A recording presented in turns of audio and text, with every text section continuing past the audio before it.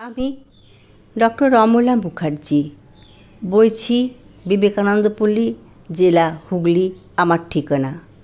আমি রবীন্দ্র জয়ন্তীতে একটি কবিতা আবৃত্তি করছি।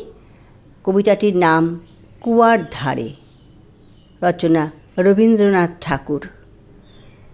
তোমার কাছে চাইনি কিছু, জানাইনি মোর নাম। তুমি যখন বিদায় নিলে, নীরব রহিলাম। একলা ছিলেম কুয়ার ধারে, নিমের ছায়াতলে। কলস নিয়ে সবাই তখন পাড়ায় গেছে চলে।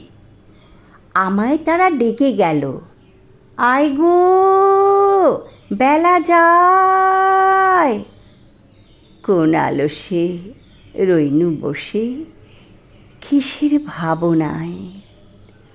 পদধ্বনি শুনি নাইকো, কখন তুমি এলে। কইলে কথা ক্লান্ত কণ্ঠে, করুণ চক্ষু মেলে।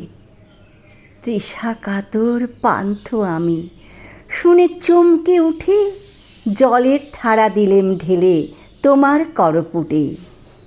মরমরিয়া কাঁপে পাতা, কোকিল কোথা ডাকে। বাবলা ফুলের গন্ধ ওঠে পল্লী পথের বাঁকে। যখন তুমি শুধালে নাম, পেলেম বড় লাজ। তোমার মনে রাখার মতো করেছি কোন কাজ। তোমায় দিতে পেরেছিলেম একটু তৃষার জল।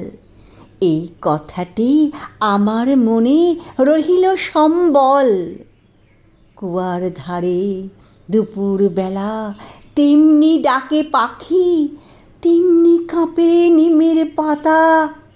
আমি বসেই থাকি। নমস্কার।